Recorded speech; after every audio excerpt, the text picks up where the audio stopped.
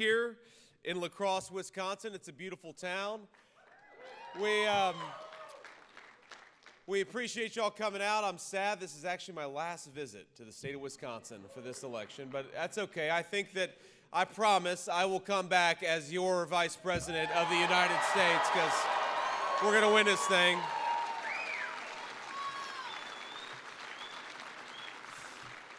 Now, I want to recognize a few people who are very special guests who have decided to join us. I'd never met him before, but long been an admirer of the great Governor Tommy Thompson. Where are you, Tommy? Thank you, man. God bless you.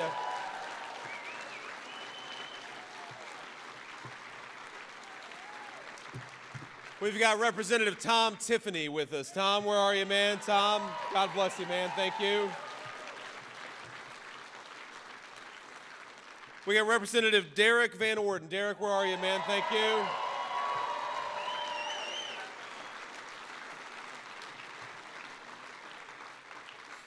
And we got Chairman of Wisconsin GOP, Brian Schimming. Brian, thank you, man, for doing such a good job for us.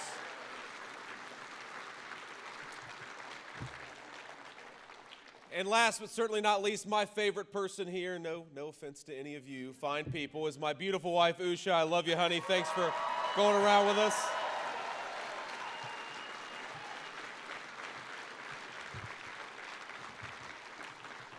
But look, it's very simple here. We are done with early vote, which means that tomorrow is our last chance. Tomorrow is the last day. Tomorrow is the big day when we are going to vote in very big numbers in the state of Wisconsin. We're going to vote for change. We're going to vote for American prosperity. We're going to vote for Donald J. Trump to be the President of the United States.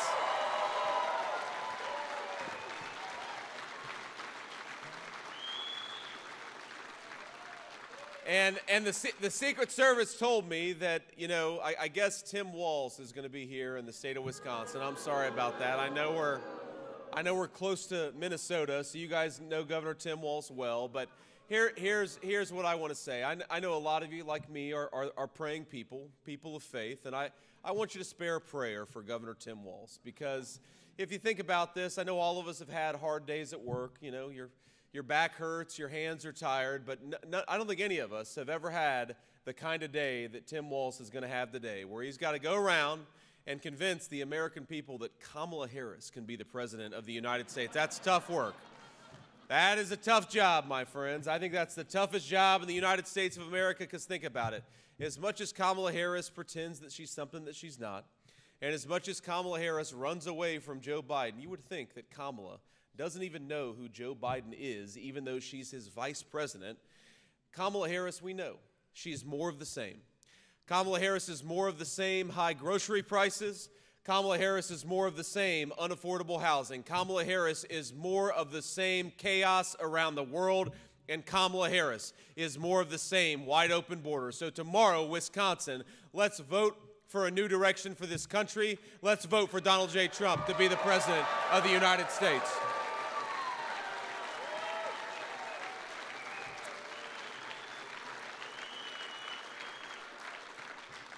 Now, it's crazy to me that Kamala Harris pretends to be the person who somehow is going to change the direction of the country, even though she's the sitting Vice President of the United States. I've never seen anything like it. You would think that she has nothing to do with the policies of the last 4 years. She goes around and gives these speeches where she says, on day one, I'm going to fix the affordability crisis affecting American citizens. Or she'll say, on day one, we're going to close down that southern border. And all of us with common sense are saying, Kamala, day one was 1,400 days ago. What the hell have you been doing the whole time? Go do your job. Stop talking about your job and go and do it.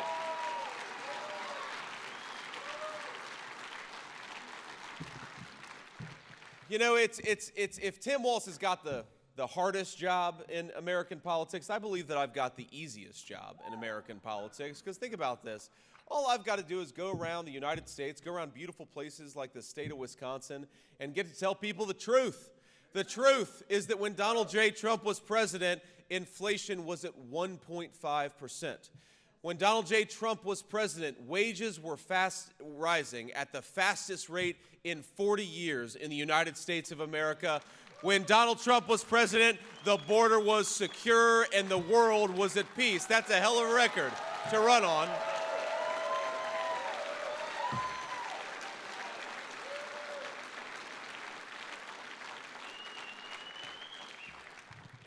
And look, it's so simple. You know, for the first election in the lifetime of every single person in this country, we have an opportunity not just to compare the plans and the promises.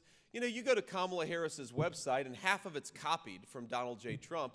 You know, I told the president a few weeks ago, you know, because we came out with this policy, President Trump did. He said no taxes on tips. Let's give our hardworking servers more of their money. And then 2 days later, Kamala Harris came out and said she agrees with that policy. Or, you know, of course, one of the hallmarks of this campaign is that President Trump and I are talking about the importance of securing the southern border. But then Kamala Harris, all of a sudden, she's got religion, my friends, on border security. The borders are, for 3.5 years of open borders, now says she agrees with Donald J. Trump on borders. I said to the president, look, she's going to show up on the Monday before the election with a red MAGA hat and a Navy suit because she's recognized that people are so frustrated with Kamala Harris's actual policies. They're so frustrated with what Kamala Harris has done to this great country that they're ready to take America in a new direction. And I think the thing that Kamala Harris has been doing over the last few months is trying to pretend that she is going to fix what Kamala Harris broke. And I think the people of Wisconsin are smart enough to recognize when they've got a politician like Kamala Harris who's trying to sell them snake oil. We know that Kamala Harris cast the tie-breaking vote on trillions of dollars of new spending. We know that Kamala Harris bragged about opening the border and then did exactly that. We know that Kamala Harris implemented the terrible tax policies that have led to sky-high inflation. We know that Kamala Harris went to war on American energy. My friends, it's very simple. We are going to say to Kamala Harris tomorrow, you are fired. We want to go back to common sense leadership. We want to go back to Donald Trump.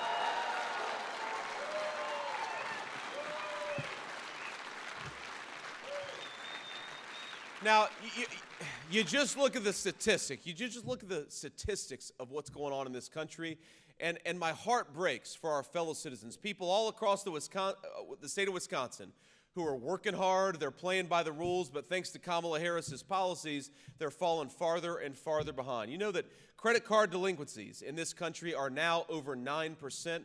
That means 1 in 10 of our fellow citizens can't even pay their bills right now. About 1 in 12 of our fellow citizens are delinquent on their auto loan repayments. That means a lot of our fellow citizens can't even afford to pay their car payment because of what Kamala Harris has done to this country. We know that grocery prices in this state are higher by 20%. Gas prices are higher by 40, 45%. You go through the list of everything, and you realize that the American people are struggling, and they're struggling because Kamala Harris hasn't done her job. Now, the most damaging statistic, I think, is the one that came out a couple of days ago, because Kamala Harris is going around the country bragging about the fact that her economy is doing well. Do we think the economy is doing well in this room? Do we think our citizens are doing well? Of course we don't, because we talk to people. We live in this country. We recognize that our people are struggling. But, you know, the jobs report that came out a couple days ago said that 28,000 private sector jobs had been lost. 46,000 manufacturing jobs had been lost. And then you look at the top line number and it says 12,000 jobs have been created. And you realize that it's all of Kamala Harris's friends in the government bureaucracy. We created government jobs. We created jobs for bureaucrats while all of our neighbors and friends are struggling in this economy. And I got to tell you, when Donald Trump is president, we're going to get back to a golden age of American prosperity. The private sector is going to hire workers instead of firing workers. But there is one person in the United States of America who deserves to lose her job. And tomorrow, let's make it happen for Kamala Harris. Let's get her out of Washington.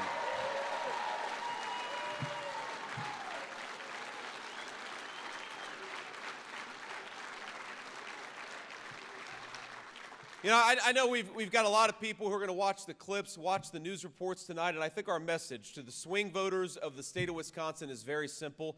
It doesn't have to be like this. You don't have to agree with everything that I say, every policy proposal that we have. You don't have to agree with everything that Donald J. Trump says. But what we know is that when Donald Trump was president, you could afford to pay your bills. What we know is that when Donald Trump was president, we had a president who fought for border security for American citizens. What we know is that when Donald Trump was president, wages were rising as fast as they had in a generation in the United States of America. So the question for the people of Wisconsin is very simple. Are you better off than you were 4 years ago? And I think that most of us would say absolutely not. And the answer, if you're not better off than you were 4 years ago, if you're struggling with groceries in a way that you weren't 4 years ago, if you're pissed off because they're arresting Mexican drug cartel members as far north as the state of Wisconsin, then it's very simple. Remember, Kamala Harris broke it and Donald J. Trump will fix it. We just got to get him there.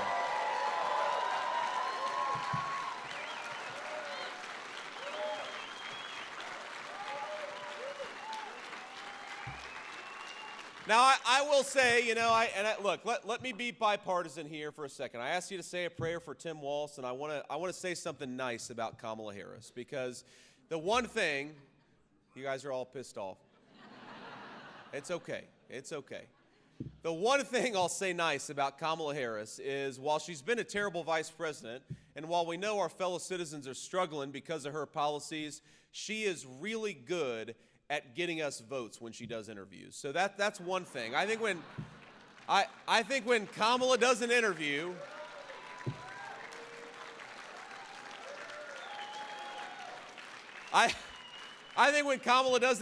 we pick up about 50,000, 100,000 votes. That's one thing she's awfully good at. Because here's the thing. Think about this. Every time Kamala's in front of a teleprompter, every time Kamala Harris has a script in front of her, you watch these TV ads where she runs as far away from a record as possible. What she says is totally different from what she's actually done. In so many ways, Kamala Harris is part of the same failed generation of career politicians who say one thing during campaign season and say something else when they're actually in government. That's really all Kamala Harris is.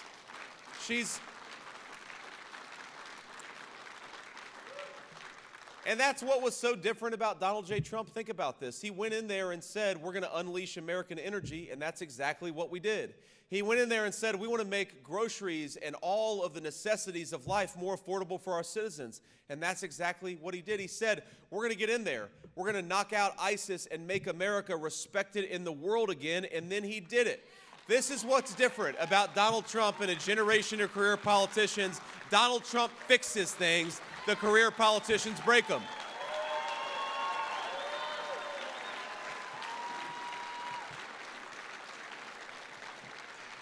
But I will say, look, you're never going to hear me complain about this job, because I will say, other than being married to that beautiful woman over there, the honor of my lifetime is to get to run and ask all of you to make me your next vice president. I'm having so much fun out here. We're having a good time.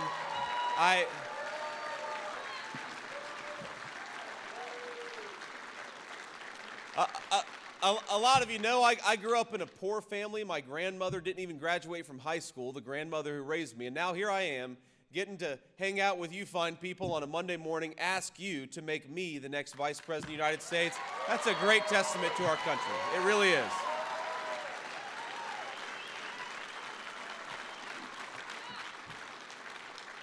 So I love doing this. You'll never hear me complain, save this one time. I'm going to say there's one complaint that I'm going to offer, and it's that, I watch Kamala Harris do her interviews so that you don't have to. That is the act of service. That's the act of service that I engage in. Is a couple of weeks, I watch Kamala Harris on The View, and I'm telling you, I'm going to tell you about it. And for the next 24 hours, we need you as sharp as possible. Do not go and watch this interview, because you lose about 20 IQ points if you do it. And we need you as sharp as possible, getting people out there to vote, getting your friends, your family, your neighbors to the polls. But here's what she said. And remember, her whole campaign is that somehow she's going to fix what we know Kamala Harris broke. And they ask her, what is one thing that you would have done differently over the last 4 years? Think about the inflationary policies. Our fellow citizens can't afford groceries. Credit card delinquencies are sky high. The border is wide open. You'd think she'd be able to name one thing that she would have done differently over the last 4 years, and you know what she says? Nothing comes to mind. That's what she actually said. Go, you know, hand on my heart, that is what Kamala Harris said. And in that moment, she revealed that she is the candidate of more of the same. If you can't afford your groceries, Kamala Harris is the candidate of more of the same. If you're a young person, and I want our young people to be able to afford the American dream of homeownership, right? It's crazy that our young people can't afford to buy a home, and if you're pissed off about that as a young person, as you should be, Kamala Harris is more of the same. If you're a young person thinking about joining the military, or you've got family who have served this great country, by the way, thank you. Thank you for your service. We love you and we appreciate you.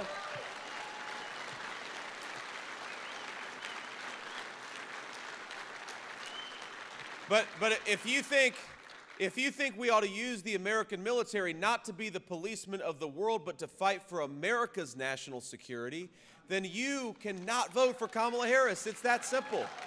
It's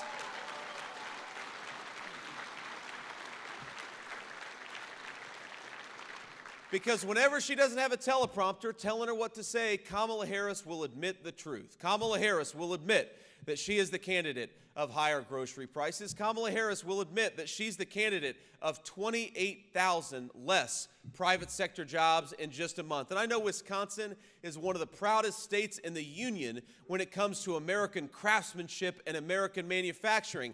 How can we vote for 4 more years of losing manufacturing jobs? How about we vote for 4 more years of peace and prosperity under Donald J. Trump's leadership? Let's take this country in a different direction.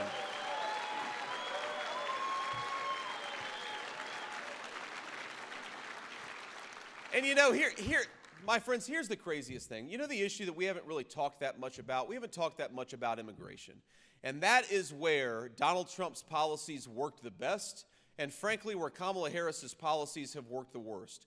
If you could not, if you had tried, pursued a series of policies like Kamala Harris that would more quickly break the American southern border. Remember, she came into office and she was bragging about changing Donald Trump's successful border policy. She said she wanted to open the border, and then she did exactly that. And we know, where was it? Prairie du Chien, where we had a Mexican drug cartel member who was arrested after sexually assaulting a woman and a 12-year-old girl. And Kamala Harris, after opening the southern border and letting tens of thousands, actually the number is 425,000, violent criminals who are in our country because Kamala Harris doesn't enforce our border laws. 425,000 violent illegal immigrant criminals. That's more than double the size of the United States Marine Corps. And you think of this innocent woman and her child who were sexually assaulted by a drug cartel member, and Kamala Harris has the audacity to say that she stands for women and young girls. You know the most important thing, Kamala, if you want to stand for women and young girls, is you want to make our communities safe enough for women and young girls to be able to walk down the street without being sexually assaulted by a criminal that you let into this country.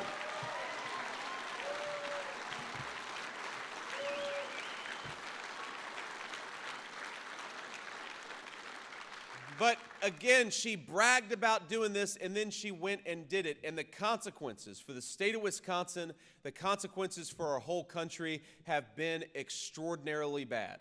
And let's just walk through this. Think about all of the fentanyl brought into this country by the Mexican drug cartels. You know the leading cause of death for Wisconsin young people is now fentanyl overdoses? That poison, we do not have to let it into our country. Kamala Harris wants to hire thousands upon thousands of IRS bureaucrats to go after our fellow citizens. Donald J. Trump and I want to wage war on the Mexican drug cartels and stop this poison from coming in the state of Wisconsin.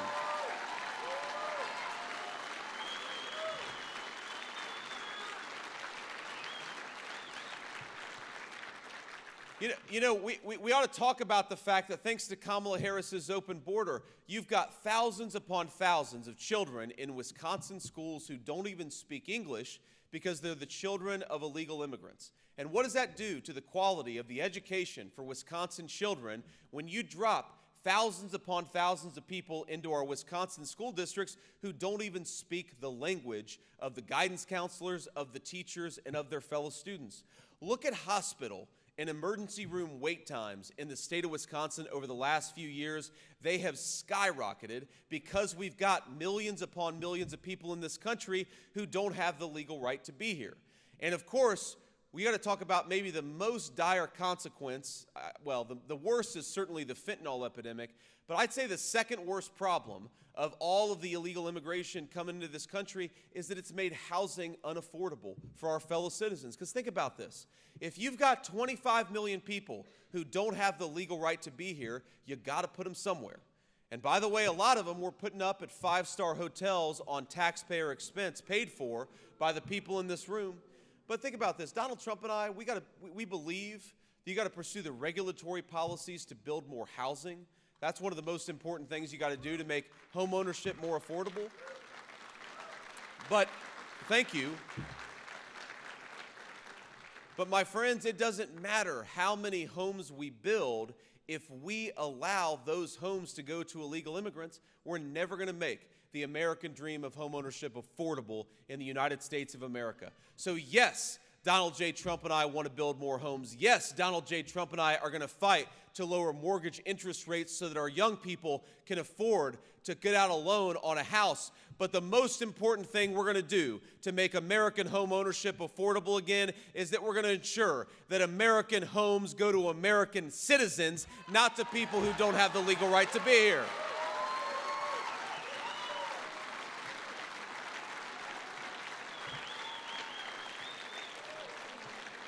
And you know, Kamala Harris has the audacity to go around and say that the Republicans, she says, don't care about Social Security and Medicare. I was raised by my grandmother who could only put food on the table because of Social Security.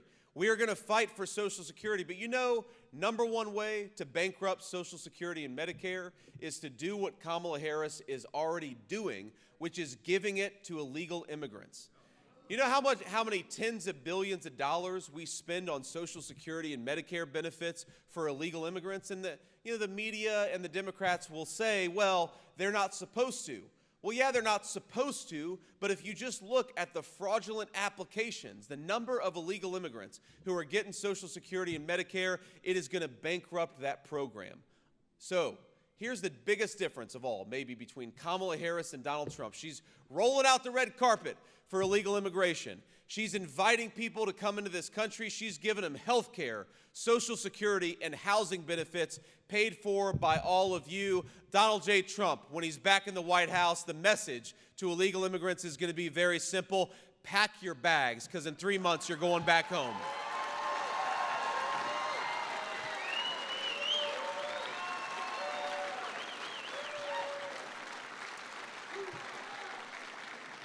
Now, let me just leave you with a couple of final thoughts here. My friends, we got to get out there and vote tomorrow. If you look at the early vote numbers, the absentee vote numbers, Republicans, we're doing as well as we ever have in the history of American elections. That's the good news.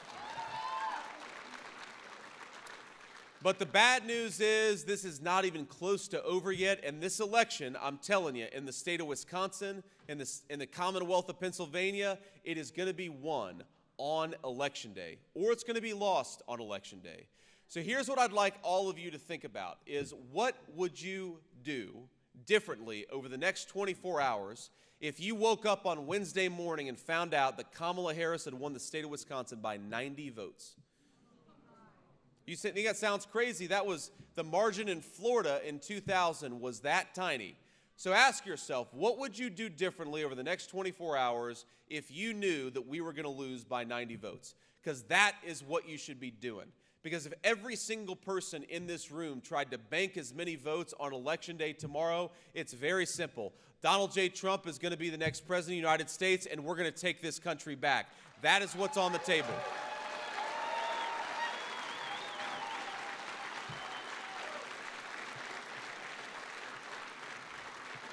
So my request is very simple. I want every single person in this beautiful room, every single one of you, I want you to get out there and vote 10 times.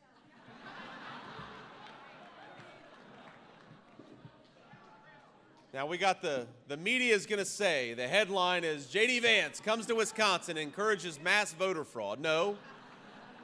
Here is the legal way to vote 10 times, and that's what I want you to do, is to get yourself to the polls tomorrow and get 9 of your friends and family to come along with you. That's how you vote 10 times, and that's what we got to do.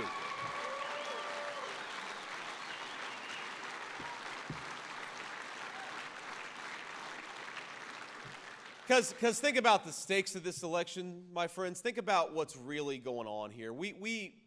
This is not about red team versus blue team, Republicans versus Democrats. We got a lot of Democrats and a lot of independents who are going to vote for Donald J. Trump tomorrow, a lot who already have. And, of course, we're proud to have him. This is not even just about beating Kamala Harris, as fun as it's going to be to beat Kamala Harris tomorrow. And trust me, I'm going to enjoy it more than anybody in this room. Here's the thing. Our fellow citizens are struggling. Their lives could be so much better, so much healthier, so much wealthier and more prosperous, but only if we fix the leadership in Washington, D.C. I've met so many people over the last few months that I wish I could take every person in this room on the Trump-Vance plane and just show you the perspective that I've gotten over this country over the last few months, because it's made me love America even more than I already did. There are people...